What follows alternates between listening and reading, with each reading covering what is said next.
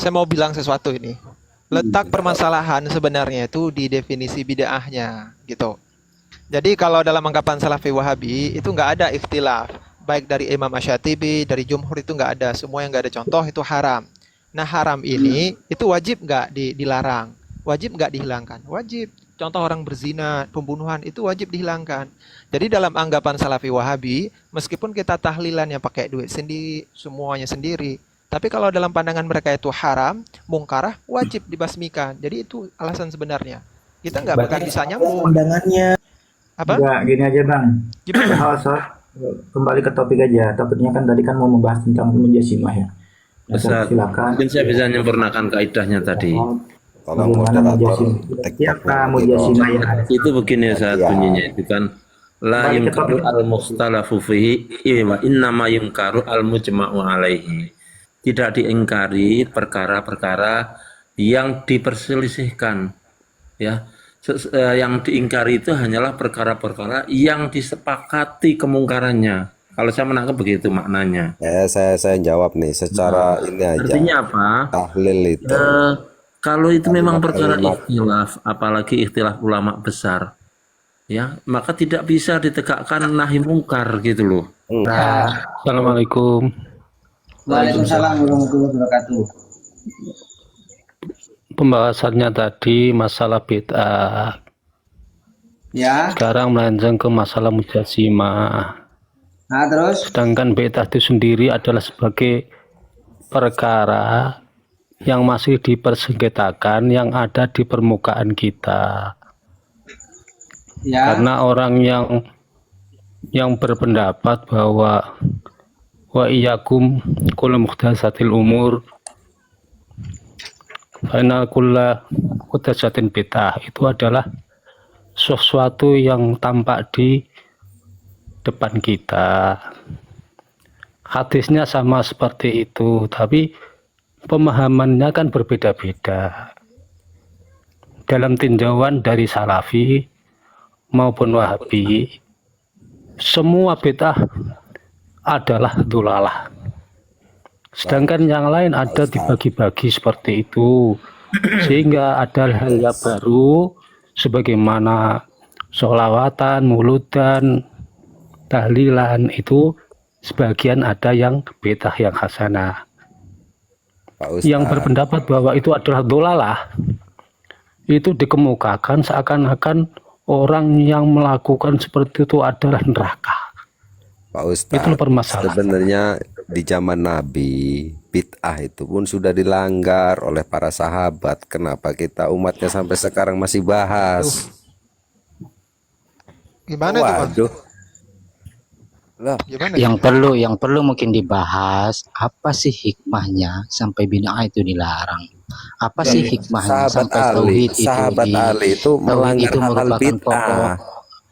Gini nih, itu yang perlu dibahas, apa hikmahnya itu dulu ya, Nah, supaya kita bisa paham. hikmahnya itu agar hasanah loh Bang. Enggak Bang, gini Bang. Jadi begini Bang.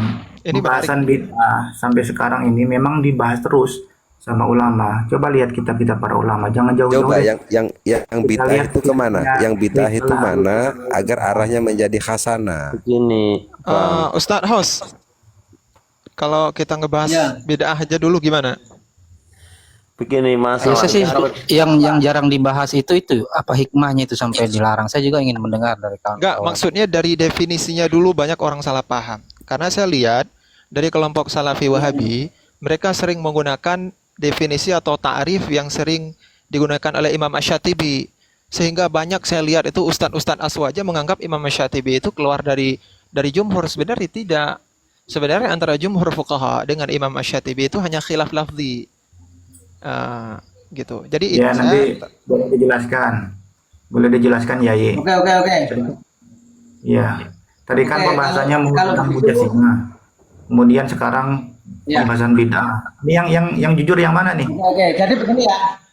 Coba saya buka narasinya dulu. Jadi begini, bahwa salah satu benang merah perpecahan di antara umat muslim yang terjadi antara Wahabi dan Aswaja itu adalah salah satunya mengenai pemahaman bid'ah. Mereka menganggap semua amaliyah yang spesifik, contohnya seperti tahlilan, maulidan, kemudian bahkan kalau yang di Jawa itu mengatakan kunut subuh, terus kemudian yasinan, tabarukan, istighosah, dan lain sebagainya ya, itu adalah bid'ah. Dan menurut mereka semua bid'ah itu sesat. Sehingga apa? Label bid'ah itu adalah sebuah label yang di situ itu mengarahnya kepada sebuah kesesatan. Ya. Karena Syekh Utsaimin sendiri mengatakan bahwa semua bid'ah sesat. Semua bid'ah sesat. Ketika ada amalia dikatakan itu bid'ah, maka itu adalah amalia yang sesat. Contohnya adalah kalau yang seperti yang dipermasalahkan adalah contohnya adalah seperti tahlilan, yasinan dan lain sebagainya. Nah, ini yang menjadi salah satu pokok atau benang merah perpecahan selama ini. Nah, kemudian apakah benar semua bid'ah itu sesat seperti apa yang Wahabi katakan, atau sejauh mana pengertian bid'ah itu? Begitu. Bisa ditanggapi Pak Ustaz? Nggih, bentar nggih. Saya mau nanggapi ini Pak Ustaz. Oke. Tadi kan jangan lupa kan mau menanggapi dulu. Nanti biar jangan lupa dulu nggih, nanti terus habis itu M Abizar, ngoten nggih? Siap. Nggih, monggo silakan Ustadz, jangan lupa. Terima kasih Bang. Sebentar ya, mana kitabnya? Ini saya ambil dari kitab Al-Mafhum Bid'ah karya Syekh kontemporer ini. Sebentar agak macet. Karya Syekh Abdul Ilahi bin Husain Al-Urfaj. Beliau karena saya perhatikan sangat insaf dalam memahami bid'ah. Jadi pembahasan tentang bid'ah yang saya ketahui mempunyai dua definisi. Pertama, bid'ah secara bahasa atau lughat. Yang kedua, bid'ah secara istilah syara'. Bid'ah secara bahasa di sini disebutkan kullu ma uhdisa wa ikhturi'a awalan ala ghairi mithalin sabiq sawa'un minha ma yata'allaku bi umuriddin aqadihi wa ibadatihi wa muamalatihi aw ma yata'allaku bi syu'uni dunya wal hayat mimma la asla la silata lahu biddin. Segala perkara baru yang dibuat-buat yang tidak ada contoh terdahulu, baik berkaitan dengan perkara agama seperti akidah, ibadah, muamalah, atau berkaitan dengan perihal dunia yang tidak ada kaitannya dengan agama sama sekali, gitu. Baik itu terpuji atau tercela.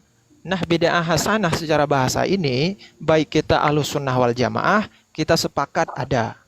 Benar definisi yang seperti ini. Dan dari kelompok Salafi Wahabi pun yang saya baca, mereka juga sepakat seperti ini dalam perihal bid'ah secara bahasa. Kemudian bid'ah secara istilah syara', kalau berdasarkan saya ambil dari perkataan Imam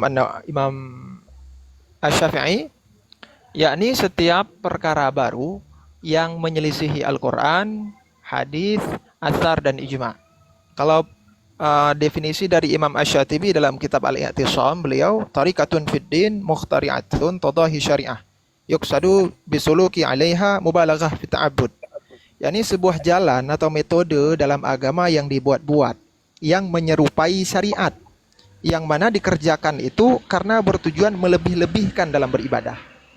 Nah, gitu.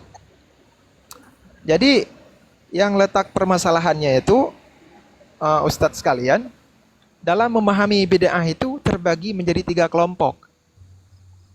Kelompok yang pertama yakni jumhur fuqaha, baik dari Imam An-Nawawi, Imam Syafi'i dan lain sebagainya, menganggap bahwa makna bid'ah yang kita gunakan itu bid'ah secara bahasa, gitu. Nah, jadi kan kita sering nyebut itu bid'ah hasanah. Bid'ah hasanah yang kita maksud itu bid'ah hasanah secara bahasa, gitu. Sedangkan Salafi Wahabi menganggap bahwa bid'ah hasanah yang kita katakan ini itu bid'ah hasanah secara syara'. Nah, di sini letak salah pahamnya mereka. Mereka menganggap bahwa kita membagi bid'ah hasanah dan dhalalah itu secara istilah, padahal bukan. Kita sepakat bahwa semua bid'ah secara syara', yakni segala perkara baru yang menyelisih Al-Quran, hadis, asar dan ijma', itu kita semua sepakat. Baik dari Wahabi, dari Ahlus Sunnah wal Jamaah, semua sepakat bahwa tidak ada yang hasanah.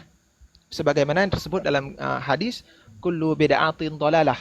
Nah, bid'ah di situ bid'ah secara syara. Semua sepakat, baik kita Ahlussunnah wal Jamaah maupun Wahabi. Yang jadi kontroversinya itu eh,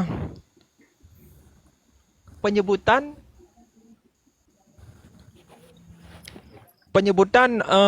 bid'ah hasanah itu sendiri, gitu.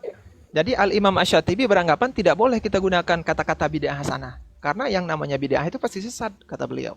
Sehingga beliau beranggapan segala perkara baru seperti Quran dengan mushaf, membangun pesantren ataupun hal lain sebagainya, beliau menyebutnya dengan masalihul mursalah. Sedangkan kita menyebutnya dengan bid'ah hasanah. Jadi antara kita dengan Imam Asy-Syatibi ini hanya khilaf lafzi, khilaf penamaan saja. Nah, di sini memang yang terakhir. Mazhab yang ketiga, ini kelompok Wahabi. Mazhab yang ketiga beranggapan bahwa segala perkara baru, apapun itu, yang nggak ada dalilnya, nggak ada dari kawaid umumnya, yang nggak ada contohnya sama sekali, itu sesat semuanya. Ya, meskipun ada dalil umum, tetap sesat, kata mereka. Itu memang yang saya tahu. Jadi sebenarnya tentang tentang apakah ada bid'ah hasanah? Kalau secara istilah syara itu nggak ada. Tapi kalau secara bahasa itu ada. Itu yang saya tahu, Bang. Taib, Bang. Siap. Gantian ya. Nggih, monggo. Dilanjut Bang Abizar, monggo. Saya mau nyikapin yang sederhana aja, nggak perlu ngadu dalil, nggak perlu ngadu apa-apa. Saya cuma mau nyikapi secara sederhana dengan cara kita berpikir. Nah, di dalam kehidupan kita itu ada namanya ibadah madhoh, ada namanya amaliyah. Nah, kalau ibadah madhoh itu dirubah-rubah, saya rasa seluruh Islam yang mengatakan dirinya Islam gak akan sepakat. Tapi kalau amaliyah itu dibilang bid'ah, berarti mereka gak berpikir. Nah, monggo sampean dicerna aja amaliyah itu apa aja. Nah, nanti saya lanjut lagi lah kalau nggak nyambung.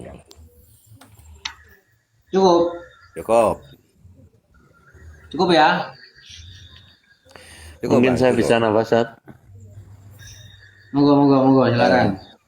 Yang kita tangkap di Wahabi memang tidak membedakan antara ibadah mahdhoh dan ghairu mahdhoh. Itu yang jelas. Terus di Wahabi sering terjatuh, jadi terjebak pada takrif bid'ah sesat itu setiap perkara yang tidak dicontohkan oleh Nabi. Sementara semua hasil kias itu pun juga tidak ada contohnya dari Nabi. Sementara kita masih sama-sama sepakat bahwa kias itu sumber hukum Islam yang ketiga, Al-Quran, salah satu dari sumber hukum Islam gitu loh ya. Al-Quran, hadis, ijma, kias kan begitu. Itu yang sering sekali di bid'ah sesatkan tuh sebenarnya banyak dari hasil kias. Contoh saja membaca Al-Quran di samping kuburan. Itu kalau Imam Nawawi menyatakan itu mustahab, ya. Kemudian kalau di kajian mazhab Syafi'i sendiri antara istilah mustahab dengan disunahkan itu kan beda kan, begitu. Nah, Imam Nawawi mengatakan mustahabnya bacaan Quran di samping kuburan itu menggunakan kias menancapkan pelepah kurma, begitu. Kemudian di Wahabi tidak ada kaidah, artinya tidak memegang kaidah atau tidak menerapkan kaidah la yungkaru al-mukhtalafu fihi innama yungkaru al-mujma'u alaihi. Tidak diingkari ya perkara yang diperselisihkan oleh para ulama, bahkan ulama besar, misalkan masalah usoli ya, talafutun bin niyah lah ya, talafutun niyah gitu ya. Tetapi wa innama yungkaru al-mujma'u alaihi, perkara yang diingkari ya, yang boleh ditegakkan nahi mungkar adalah perkara yang disepakati kemungkarannya. Itu boleh ditegakkan kemungkaran, ditegakkan nahi mungkar. Tetapi di Wahabi perkara ikhtilaf ulama besar itu ditegakkan nahi mungkar, begitu. Jadi kedudukannya seperti menegakkan nahi mungkar, misalkan usoli itu bid'ah sesat. Itu mereka membid'ahkan itu sebagai sebuah dakwah nahi mungkar begitu. Padahal itu adalah perkara yang menjadi ikhtilaf lah. Ikhtilafnya usul itu bukan ikhtilaf kaleng-kaleng kelasnya Kiai Langgar loh ya, Kiai Musola loh. Tapi ikhtilaf kelasnya ulama mazhab, kelasnya ulama besar lah begitu.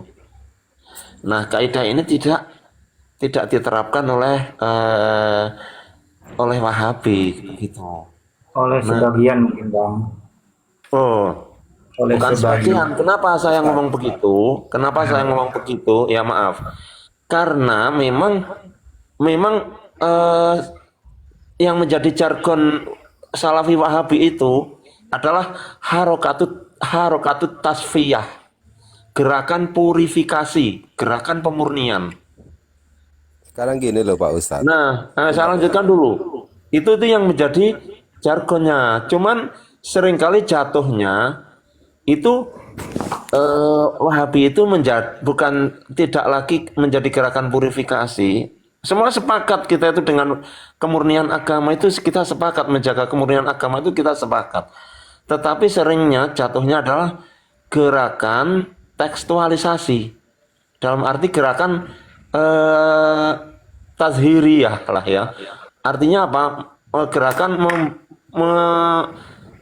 mazhab dohiri dalam akidah maupun dalam fikih. Kalau saya menangkap ke sana, gitu. Iya. Kalau dulu ada mazhab dohiri itu Ibnu Hazm,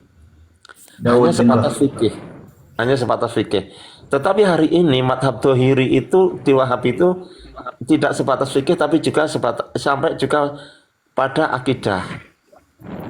Itu yang kenapa? Saya tangkap itu dari kawan-kawan itu nggak semua seperti itu. Jadi gini. Ini saya mau nanggapi masalah. Ini jangan kawan-kawan, jangan lagi kawan-kawan, tetapi kitab. Sebagaimana disampaikan oleh Ustadz tadi, oleh host, gitu loh. Jangan antum menggunakan kata kawan-kawan. Jadi gini Pak, saya mau nanggapin masalah sebenarnya terkait usoli itu tadi, usoli. Seperti itulah di lapangan. Kalau kawan-kawan ya macam-macam dengan keterbatasannya masing-masing. Jangan lagi menggunakan kata kawan-kawan. Boleh berpendapat. Jadi begini, di dalam beragama, nah kita ya agama Islam itu kan memang ada namanya khilafiyah. Nah di dalam khilafiyah itu memang prinsipnya begitu. Prinsipnya adalah mengamalkan sesuai dengan apa yang dari hasil ijtihadnya masing-masing. Ya urusannya masing-masing. Itu memang khilafiyah begitu. Dan bahkan ulama kita itu memberi satu kaidah la yungkaru al muhtalafeh. Tidak boleh ada keingkaran di dalam hal istilah muhtalafeh. Artinya apa? Muhtalafeh itu adalah urusannya masing-masing sesuai dengan hasil ijtihadnya masing-masing. Jadi tidak dibenarkan kita ini ikut campur di dalam hal masalah furu'. Nah, itu yang diajarkan oleh ulama-ulama kita. Yang dimaksud seperti itu, Bukan acuh tak acuh dalam artian bahwa ketika ada teman kita dalam kondisi melakukan hal yang berbahaya kemudian kita acuh tak acuh, bukan itu yang dimaksud. Tapi dalam koridor wilayah mutalafeh itu memang nafsi-nafsi sesuai dengan hasil ijtihadnya masing-masing dari para imamnya, begitu. Dan bahkan nanti ya kalau sampai ikut campur itu malah disalahkan nanti, malah salah. Kalau ada penekanan dalam mutalafah itu malah salah. Ya seandainya ada orang wudhu ikut madhabnya Imam Syafi'i, kemudian madhab Maliki menganggap bahwa wudhunya nggak sah karena tidak sesuai dengan rukunnya Maliki, kemudian dia mencoba mengamar ma'ruf orang itu karena empati, itu malah keliru itu. Ya biarkan itu mereka, amalnya mereka. Ya kita punya madhab sendiri. Begitu yang benar malah. Ya kalau itu ranahnya kita sepakat ya, saya setuju. Memang demikian adanya. Nah, Saya hanya mengkritisi Koko tadi kaitannya dengan bahwa kalau ada hal yang kurang ini, saya mencontohkan sekedar makan itu tadi, yang makannya duit-duit saya kan, saya yang makan segala macam. ya Kalau tadi cara kan, makan itu ya tadi yang dicontohkan aja kan sih. jelas ya. Tadi kan yang dicontohkan kan tahlilan. Ya, Tahlilan tahlilan. ini kan semisal orang NU ini tahlilan pakai duit-duitnya sendiri, pakai harta-hartanya sendiri. Nah, kenapa Wahabi yang tidak ikut dirugikan, tidak ikut direpotkan kok risau? Padahal yang tahlilan juga punya dalil. Nah, itu loh maksudnya itu yang dimaksud Nah itu Pak. yang Saya saya mau ingin jelaskan tambahin tuh boleh? sebentar Itu sebentar. maksudnya ya. Yang saya ikut jelaskan tuh begini ya. Makanya sebagai pendakwah kan ini tanggung jawab pendakwah ya. Biar Ya. umatnya di bawah tidak kisruh ketika menyampaikan itu ya pendapatnya ulama sekian dinukil, pendapatnya yang ini dinukil. Misalkan gini ya, saya tidak setuju dengan amaliyah jenengan kan gitu ya. Ya, terus ketika menyampaikan itu kan karena saya seorang ustadz, tentunya bacaan saya sudah banyak. Ini hakul yakin ya, baik itu Firanda, terus bahasa lama, itu bacaannya sebenarnya banyak ya. Dan saya yakin kalau beliau itu akan menemukan hilaf-hilaf di situ kan, perbedaan-perbedaan. Yang maksud saya itu seorang pendakwahnya harus mengatakan seperti itu ya. Makanya dalam yang menarik itu di catatan, jangan lupa catat itu hukum-hukum sebagai pendakwah dan hukum-hukum sebagai orang yang taklid ini berbeda ya di dalam Imam Empat Mazhab itu ya. Itu yang menarik itu, makanya ingin saya ketengahkan itu ya. Ya. Saya lihat itu dari Salafi Wahabi. Kenapa mereka itu risau sama dengan ajaran kita? Kan begitu pertanyaannya. Jadi tentang prinsip abang barusan yang mengatakan ini kan milik kita, gitu kan? Itu prinsip itu bisa digunakan pada pembahasan khilafiyah yang di luar bid'ah, gitu. Misal khilafiyah seperti yang di luar bid'ah lah, itu nggak apa-apa. Cuman yang masalahnya, jika perbedaan itu antara bid'ah, maka bahkan dalam kita sendiri ya, Ahlussunnah wal Jamaah, kita hukumnya wajib untuk meniadakan bid'ah-bid'ah munkarah ataupun bid'ah dotolah itu. Seperti Mujassimah, seperti Mu'tazilah, Qadariyah, Jabariyah, ada tasawuf yang menyimpang. Itu kita wajib hukumnya, wajib secara fardu kifayah untuk menolak mereka. Jadi dalam pemahaman mereka juga demikian. Yang mana dalam anggapan mereka segala sesuatu yang gak ada contoh dari Nabi, dari sahabat itu bid'ah. Sehingga mereka mempunyai pola pikir, mereka juga harus menolak kita gitu. Dan yang jadi salah pahamnya itu ketika mereka tidak mau mengakui, oh kalau ini memang boleh Kang. Ya, nanti.